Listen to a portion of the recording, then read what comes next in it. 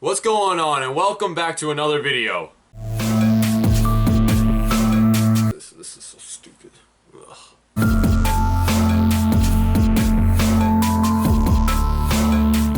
Today is Monday, which means Movie Review Monday, and today we're going to be reviewing Spider-Man Far From Home. Now, before I start saying anything about the movie itself, I just want to let you know that Spider-Man 2 is actually, well, I could say it was my favorite Spider-Man movie, but now I think that Spider-Man Far From Home has topped it just by a bit though. So I'm going to try to compare Far From Home from Spider-Man 2 because for me they are the best two Spider-Man movies they have released, and I'm going to tell you some things that I liked about what they both had and stuff like that. So just stick around and you'll hear, not a comparison video, but more, it's going to be a review of Spider-Man Far From Home, just going to compare it more to Spider-Man 2 since it's like a close competitor to what it could be. So starting off, Spider-Man Far From Home obviously leaves off from Endgame. This is considered the last movie of Phase 3.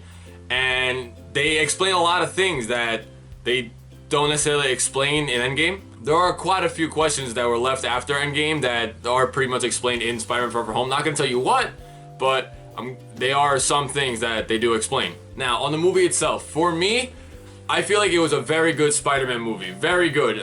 Thinking about, like, whenever you think about Spider-Man, you think about New York City, Queens, stuff like that, because that's where he lives, that's where he fights crime and everything. So seeing a Spider-Man movie away from New York actually was very different, and it actually made it very, very good because of the fact of what occurs in the movie. I feel like it fit perfectly well that they weren't in New York, and it was a very good Spider-Man movie. So starting off, Tom Holland, again, what a fantastic performance by him. He is such a great young actor.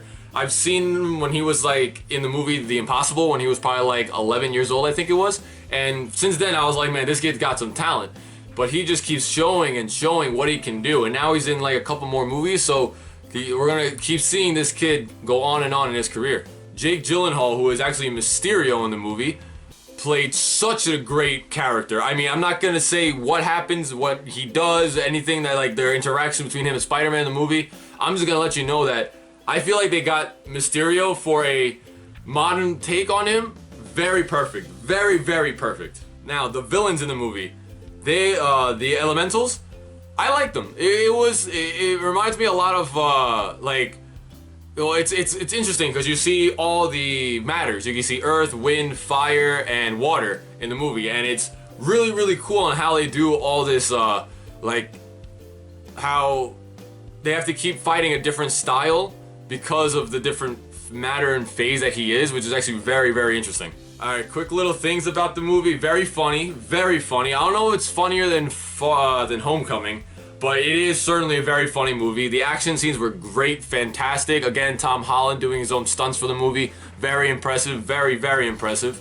And yeah, it's like, it was just being in Europe. You didn't just get, like, I know the movie like shows London and stuff like that, but you get to go to London, Italy, Prague, like you go to a lot of places in Europe, so it keeps the movie very like the variety of places is very different in the movie, and it makes it better because you get to see all these different places, all these things that the attractions are going to be with the characters, so it makes it very nice. Some of the smaller characters, Ned, loved him again. Ned is such a good character. I love I don't know what the actor's name is, but I love how he portrays him. How his relationship with Peter Parker is fantastic.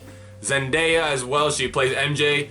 Great. I mean, I like the different, like, she's more of like a serious more character, not much like the love like drama girl and stuff. Like, no, she's like a serious character. She just likes to be around her friends and she's just down to earth and chill.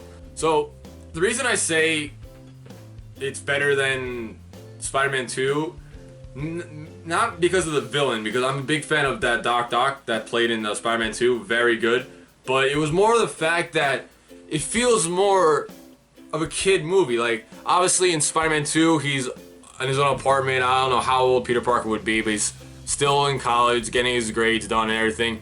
But this Spider-Man, just when it feels so much younger, and the things that they put him against in the movie, it's just so much more impactful because of how young he is. Like, he's still learning after what happened to Tony Stark in Endgame. A lot of people are still trying to influence his life, like Mary Jane. Happy's trying to be part of it, and it's just all these, he's having so much done to him that it's like what you see him do in the movie makes it like all the danger he goes through, it's so much more concerning, so much more worrying for him because of what he's been through. Like, you don't want him to lose anything else. For me, I would give Spider-Man a 9.7 out of 10. For me, it was a fantastic movie. Very, very good movie. I highly recommend you guys to watch if you haven't seen it already. For me, Tobey Maguire will still be my favorite Spider-Man forever. Like, every time someone says Spider-Man, I think about that Spider-Man, the Sam Raimi movies. Though he, for me, was the Spider-Man I grew up with. He's the one I love. Always had the action figures and stuff like that from that Spider-Man. So he's always going to be my favorite Spider-Man. Peter Parker, the movies are going to be some of my favorite ones. But just what they're doing with this MCU Spider-Man is very, very different and very, like, very good to say. Because, like, Tom Holland does a good performance. All the writing, whoever makes these movies do a fantastic job with them, and I just hope they keep doing with it. Now, this movie is actually the end of the MCU Spider-Man, mainly for the fact that Tom Holland is out of contracts. I know that they're gonna keep making these movies, but they're no longer gonna be a part of Marvel to say. They're gonna be a part of Sony Marvel. So Sony are gonna start making these movies, and they're not gonna necessarily be a part of the Marvel that we know right now. So I just hope that Sony doesn't mess up these movies. I hope that the people they get to make these future movies will do the job, will get the storyline right from where it is, and I just want them to keep making these movies, because as much as I love Tobey Maguire, these movies are very, very good. So, like, I just want to keep seeing very good movies, like everyone does. So I would love to talk more about this movie, but obviously this is a no spoiler review. I'm just trying to say as much things as I can without completely destroying the movie for other people who haven't seen it yet. So if you guys get around 10 likes on the video, I will actually upload a spoiler review for anyone who actually wants to know what goes on in the movie. Just go down to the bottom, click the like button, and if you like these videos, just make sure you hit subscribe as well. Now, quick little thing before I head off. There are actually 2 post-credit scenes. Well, 1 mid-credit scene and 1 post-credit scenes, and they're very important to what goes on towards the future of the MCU. So I would stay and watch them both because they're very, very critical to the story. Alright, that goes for my review. I know I didn't post another Storytime Sunday. I will definitely post that tomorrow or Wednesday. I know I'm slacking on that. I have a lot of things going on the weekend, so sometimes I can't have time editing the video and stuff like that. So I have it set. I'll post it soon.